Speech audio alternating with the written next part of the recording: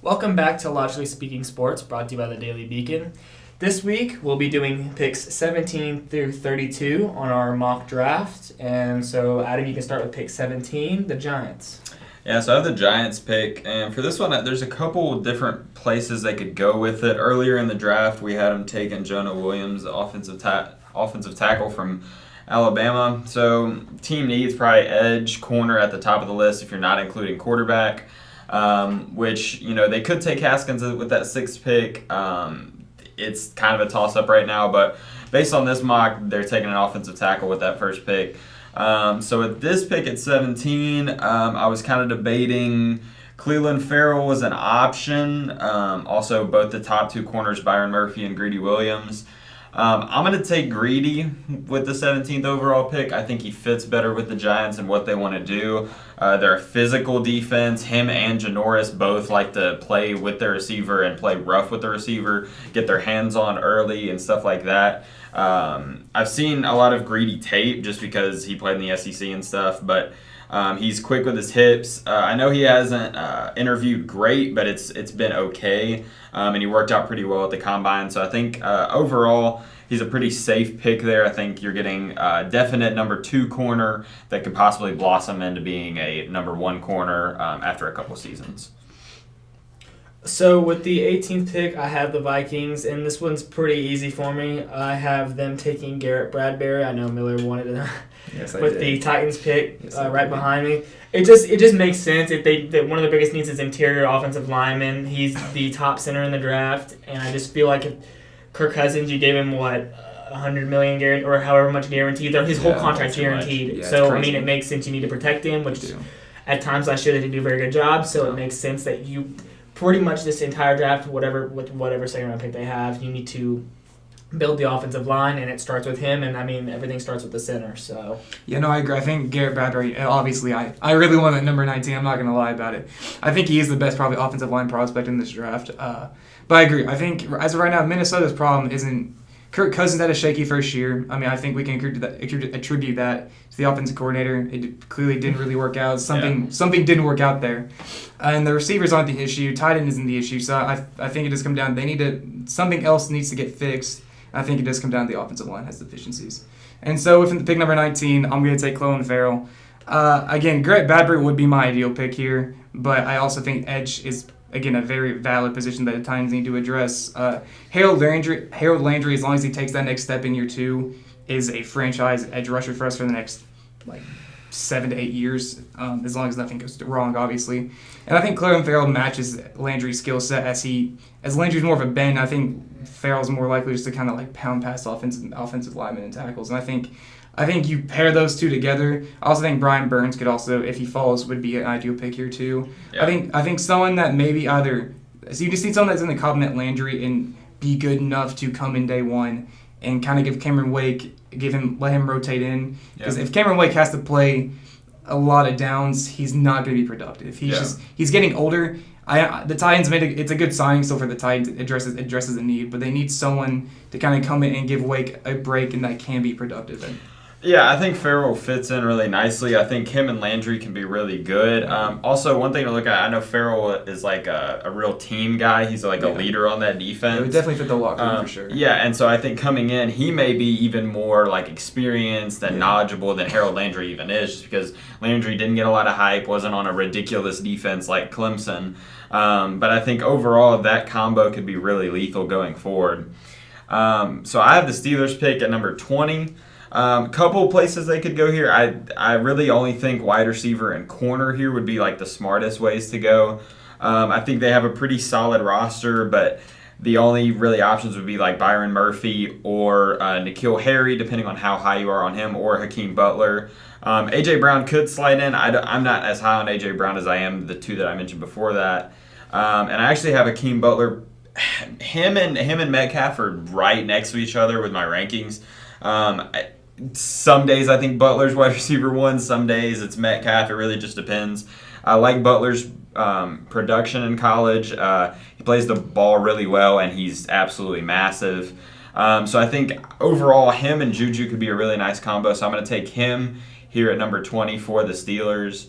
I think years down the road, you could be looking at him and Juju as just a really lethal combo in an offense that likes to go down the field, especially with James Conner being the running back now. He likes to catch the ball out of the backfield as well. And so overall, I think Hakeem Butler would fit in really nicely with Pitt. So I have the 21st pick, and it's the Seattle Seahawks, and I think their major needs are safety, edge help, and cornerback. As you saw, Grady Williams was just taken off the board about 4 picks ago. Safety class is kind of thin. It's not quite. To me, it doesn't seem like there's that guy like last year with Derwin James or Minkah Fitzpatrick in this draft. There's a lot of variety when it comes to the safeties. It depends on who you like the most, because they're all different guys. Adderley's different from Abram, who's different from Chauncey Gardner-Johnson, who's different from Deontay Thompson. It's just all across the board. You got different guys. It depends on what the scheme is. So I think it could be kind of thin just for certain teams because they may not need that type of safety that's at the top still. And so I really like Grady Williams. I thought he was going to fit with the Seahawks if he could get there. But with this pick, I'm going to take Chauncey Gardner-Johnson. I like him a lot. He definitely fits what they're doing. And since they lost Earl Thomas to the Ravens, yeah, Ravens, right? Who is it? Earl Thomas, right? He went to the Ravens. Yeah, Earl Thomas did go to the Ravens. He replaced Weddle, yeah. And so, it's definitely. I think he definitely fits in what they want to do. And don't be surprised as more rumors are coming out that with the Giants or with the Seahawks trying to re-sign Russell Wilson, don't be surprised as there's more rumors coming out that he might get traded. And I wouldn't be surprised that the Giants try to package with how much draft capital they have to try and get it, and then try and fill some needs there, hopefully. But who knows? It'll be definitely interesting when we get closer to draft time. That would be wild. All right, so pick 22 of the Ravens. I think, and we said that a bunch last week, I think if there's another team primed to trade down, it is the Ravens. I think they don't necessarily have a lot of holes to kind of patch up, but I do think that a little more picks would give them a little more capital to try and fix a lot of some of the gaps in their roster. So this pick, I've been taking N'Keal Harry out of Arizona State. In my opinion, I think he's my favorite receiver in this draft class. I like Metcalf, but I think Harry had the production you kind of want to see in a receiver coming out of college. And he did play Arizona State, so you could maybe say that he didn't play high competition. But I think when it comes down to it, he produced multiple 1,000-yard seasons in college. I think regardless of level, that's never easy. So I think for me, Harry's probably the most complete wide receiver in this draft. I think he obviously still has some work to do getting acclimated to the NFL, but I think as of right now, you need to pair someone with Lamar Jackson to kind of let maybe him grow with and learn to rely on, and I think Harry's the pick here. Yeah, I like that. I like the fit with Baltimore. I think he would be really nice with Lamar Jackson.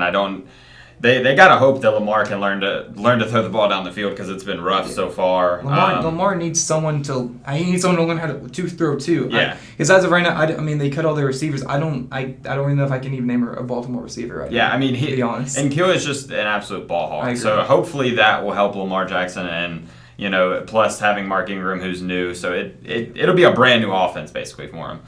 I have pick number 23, the Texans. This should be black and white for them. Go offensive line. Do not go anywhere else. You have to protect Deshaun Watson with your life. And it's kind of a toss-up for me. I like Dalton Risner from Kansas State. He's pretty solid, but I'm not sold on him quite as much as I am Cody Ford. I like Cody Ford because he's a lot more versatile. He can play center. He can play guard. He can honestly play tackle too. So I would look for them to take him if he's still there because of how much he can play. And he's got a lot of reps so far, and he looked really good at Oklahoma. So I honestly think that's a really strong pick for them to try to protect Watson and get somewhat of a running game going. So we'll see if he's still there, and I think if he is, that is an automatic. You run it up to the stage and take Cody Ford. So with the next pick, 24, I have the Oakland Raiders. Need still, they took Quinnen Williams, which is a big deal. We talked about it before in the last podcast that he really is one of the top picks in this draft, whether they believe it or not. Obviously Kyle's going first, and Nick Bosa's right there, but he should be in the conversation as just top players in general. So Like I said, needs are edge, corner, and running back, which is going to be interesting when we get to the 27th pick, which I coincidentally have.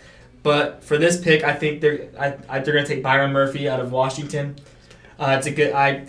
He fits what they want to do. They need people on the defensive side of the ball after losing Khalil Mack because we all know how it works in the NFL. You got to get to the quarterback to be good, and if you're able to get to the quarterback, I know they're trying to add things to the defense with Quinnen Williams, and then get the quarterback, they're going to have corners. So I just think it really fits what they want to do as just a whole defense, and hopefully when it's 27, which we get there, I think it's really going to work out. I think the draft for Oakland, if it turns out this way, it's going to be really nice. It can fall really nice for them. I like that pick a lot for Oakland. I think they're still looking to. They got a lot of holes to patch, and I think might as well take one of the best players on the board. I think Byron Murphy definitely fits the bill. I mean, the fact that the Eagles went and got Jordan Howard especially helps the Raiders' case because I know a lot of mocks had Josh Jacobs going to the Eagles now and not so much. I could see it still happening because I don't think Jordan Howard is really like an every down guy, and I think that him and Josh Jacobs could be something pretty nice. But overall, I think the Eagles have a couple other needs that they would address. You can definitely see Jordan, especially now. You can see Howard and Jacobs kind of like how Howard was with Tariq Cohen in Chicago. Yeah.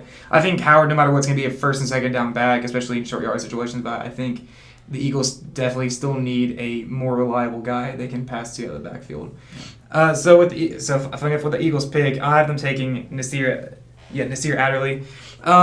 I think overall that we witnessed the Eagles last year lose a bunch of their secondary guys, and they just absolutely limp into the playoffs defensive wise. And I think as of right now, safety is one of their biggest concerns. I mean, you have a guy coming off from some massive injury, and the future for their safety seem to kind of be up in the air. They don't really have any kind of clear backup plans past this year. So I think it's just a smart pick. Adderley, I know from a small school, but I think he's got the skill set you look for. I think he's got NFL type traits. I think with this pick you'll see him play decently enough in year one. I think he'll like when you see kind of safeties move him into nickel and all that. I think he'll definitely get to see play. Probably be more of a special teams contributor in year one, but I think year two he could be a starter. Yeah, he reminds me of Hooker, who the Colts drafted. Kind of year one started out slow. I know he was injured some as well. Just kind of got acclimated to the league and stuff like that. I think Adderley could be the same way. I think he has a really high ceiling just because I know he's a team guy and he has really good traits that will move over to the NFL. Speaking of the Colts, I have their pick at number 26. Honestly, there's really the three options for them is interior D-line, wide receiver, safety. At this point in the draft, I don't think a receiver should go here. I don't think any of the remaining ones are really first-round guys. It's close with Harmon. I would like Harmon in the Colts scheme. A.J. Brown is another option, but I don't think they quite reached there yet. I think there's some depth to the receiver corps, and I think they could wait a little bit until they take one. Another spot would be safety. I think Thornhill here would be nice, but I don't think he's a first-round guy, and I think Abram would also be nice, but I don't think they get another safety in the first round, so I'm going to have him taking Christian Wilkins out of Clemson. I love the fit with the Colts. He's a really quick guy on the inside, can also play on the outside a little bit. But yeah, he's had a ton of success at Clemson. Honestly, was projected to possibly be like a top 10 pick. With how much depth there is on the D-line, he might get lost, but he's a legit dude that has he can use his hands really well, and he's just a really smart player. Playing at Clemson for how long he did, with the talent around him, he learned how to work with guys that were really good as well, and really make that D-line one of the best, if not the best in the country. So I think that's a safe pick. You're getting a guy that you know exactly what he is for the Colts, and I think it's a good one for him. Trust me, as a Titans fan, that's a very terrifying pick for me. I think Christian Wilkins. I think with how stacked this defensive line class is, I think you're going to see guys fall, and I think in this case, Christian Wilkins probably is the guy to fall the most, in my opinion. But I think you're right. For the Colts to get someone like Wilkins that late and kind of start to build and maybe another next generation of their defensive line, I think that only benefits them, and it's a safe pick, like you said. Yeah, I definitely agree for sure. So with the 27th pick, as I mentioned earlier, the Oakland Raiders again. For me, I for a while, as we thought before the Eagles traded for Jordan Howard, we all thought that was kind of the consensus pick for them. Josh Jacobs, running back. But then, like I said, they traded for Jordan Howard, and then so now he's Oakland there, and it just fits what they want. It's a playmaker they need. He's I think he really is a top 10 talent just in the overall draft, but because it's a running back, and it's because they just don't get taken top 5. I think the only other team that could really take them is maybe the Buccaneers, but I mean with Devin Bush, I just don't see that. Like with Devin White, I just don't see that happening. It just doesn't make a whole lot of sense. But at 27, getting more playmakers. So really, it's going to be what their stars are going to be: Antonio Brown, Tyrell Williams, Josh Jacobs, and Derek Carr. And I mean, in the second round, I wouldn't be surprised to start to rebuild the offensive line. It's going to be, like I said, like you just said, if it falls right for them, they could be looking. I mean, obviously the division they're in with the Chiefs and Denver and Chargers too. It's going to be tough, but let me tell you, they're going to give people a run for their money. I wouldn't be surprised. They're not going to be down for very long, as we thought. No, that's a very potent passing attack, especially if Derek Carr is on the roster on opening day, which is yet to be seen with apparently the Raiders. Well, I think if they get him these threats on the offense, he's going to go back to being the Derek Carr that he was a couple years ago. MVP season. Yeah, like he is a legitimate quarterback, and if they get rid of him, that's an interesting call. I wouldn't do it if he's my quarterback. I really like him, and he's a great team guy. Loves all of his players and stuff like that. I think Jacobs there would be a great pick. Yeah, so pick 28 with the Chargers. They need offensive tackle help, and I just as of right now, there's not any guy I think is worthy of that first round pick in offensive tackle wise. So I have the Chargers taking Jeffrey Tillery, which still isn't a bad pick. It's a very safe pick. He was very productive in college. I think overall, it makes a very already intimidating Chargers defense even more intimidating. I think he's a starter from day one. And I think overall you just pair him on a D line with pass like his rushing special like Bosa and Ingram. I think it makes him just overall more terrifying to play.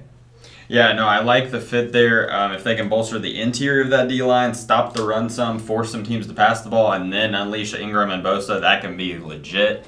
I have pick 29, the Kansas City Chiefs.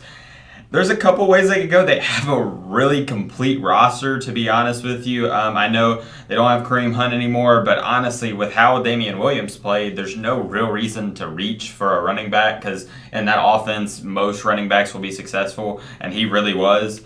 So they could go edge or corner here, in my opinion. I'm not high on Rashawn Gary. I'm not taking him in the first round.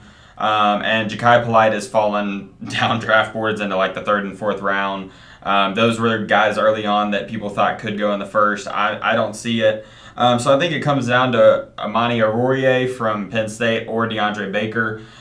Baker was, at first, before all the draft process kind of started, he was like, corner 1, corner 2 discussion. Now some people have him out of their top 5, top 6 corners.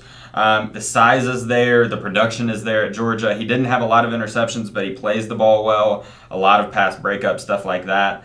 But he didn't test great. There's been some character concerns and stuff like that after interviewing.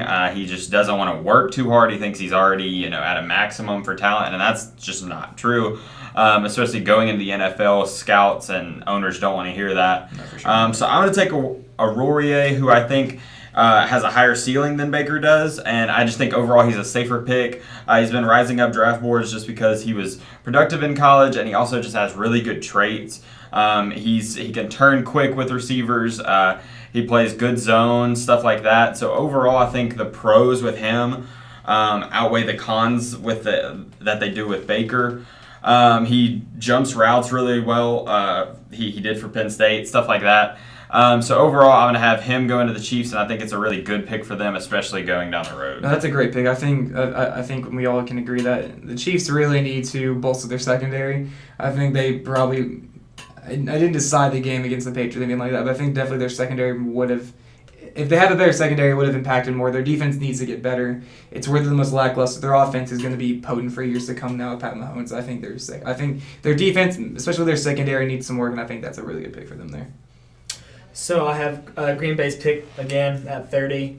There's a couple ways you could go. Getting all the teams with multiple picks. They're building their whole roster for them. There's a few ways you could go with this. I think safety's a big need. Tight end's a big need. Offensive line. I think interior defensive lineman is a big deal. And so, I mean, looking at the board right now, we have Noah Fant, which, I mean, for many, I think many experts think that's like a dream scenario for Green Bay. If he falls to 30, that would be Jeffrey Simmons crazy. is still there, which I'm not so sold on tight ends. I don't like taking. I'm not super sold on taking tight ends in the first round. It's not really my type of deal, especially after the whole Eric Ebron thing. Which, I mean, with Indianapolis, he's turned out to be an absolute stud. But I'm not super sold on that. I'm gonna take Noah Fant here. I really, it's what I think they're probably gonna do. I really wish they would take Jeffrey Simmons because he would bolster that defensive line. I really think so, because not only are you gonna have Marquise Brown, but you're going to have Jeffrey Simmons there. But, I mean, it's really tough for me not to take Jeffrey Simmons, but I'm going to take Noah Fant because that's just what I think is going to happen today, if he's even there. If he probably, more than likely, he probably won't be there. I think Miller took Hawkinson, I think. I think it's going to be Fant over Hawkinson probably before. I think it's just because he kind of fits what the more modern-day NFL is. Both of them could go like top 15. Yeah. There's just a range of teams that could take them, so it's kind of weird. One of them may fall. Both of them may fall if teams don't want to take a tight end that early. I think the Raiders could probably take one if they want one. Just depending on what they want to do, depending how like I said, how it falls, how it falls for them. But like I said, it's really tough for me not to take Jefferson because he's a top 5 player in this draft, and I get it, but like, it's tough. It's really tough. It's anybody else in the next couple of picks, I would definitely be on for them, but for him, but you know. No, I think what you're going to see either a team that can afford to take a chance with Simmons in the first round and maybe give him a year or two rehab and come back in year 2. Definitely might do it. I think realistically, Simmons falls to the second round, which is no insult to him. He will be a top NFL player as long as he comes back 100% from this ACL injury. I just think as of right now, in the first round, you're looking for a guy that steps onto your roster day one and contributes. And as of right now, just Simmons isn't that guy. But I like you said, it seems for me to take him at number 31 with the Rams. But again, I think the Rams are looking for an immediate contributor on that D-line, and I haven't taken Dexter Lawrence. They lost Ndamukong Suh, and I think they're looking kind of for a new nose tackle because in the Rams system, nose tackle is heavily involved, and I think we can agree that their defense did seem to take a step back this past year. They stepped in the playoffs, and so maybe it was a lack of kind of knowing what they were capable of, and maybe they didn't put their full effort in.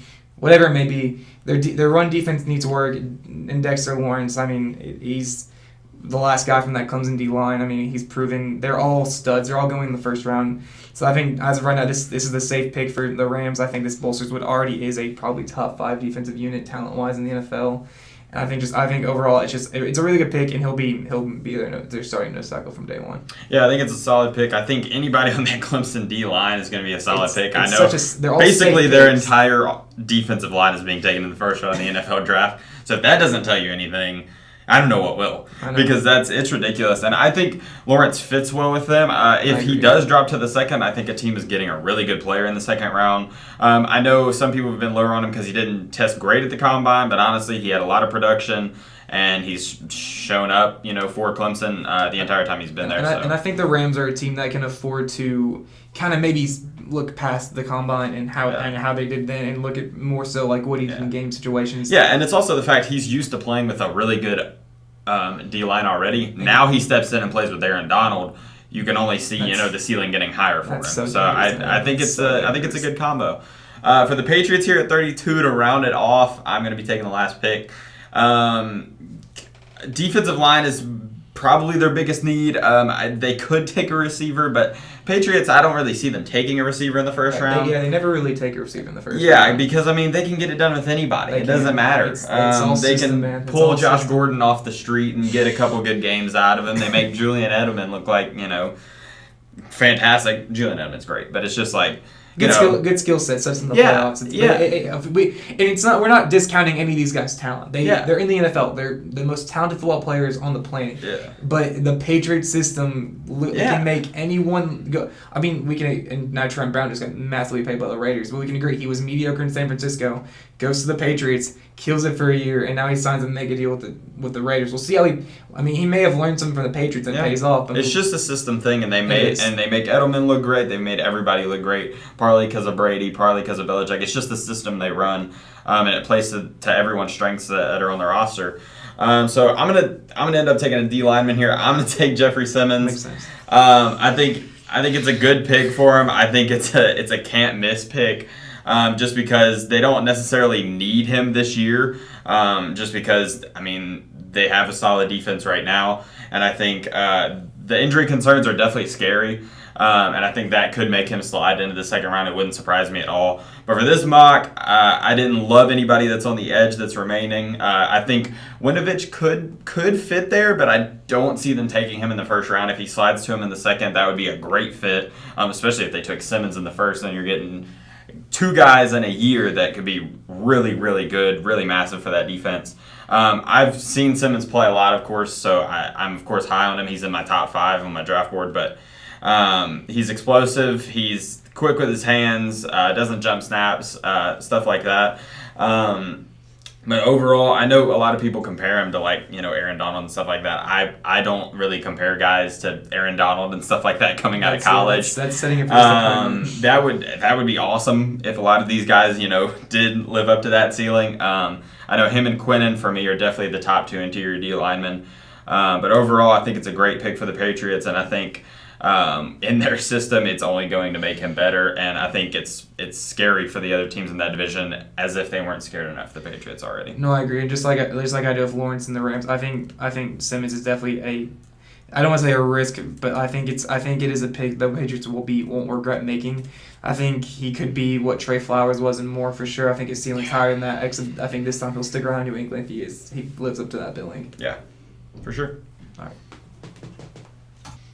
And that's it for this week's podcast. Thank you for listening, and we'll be back next week.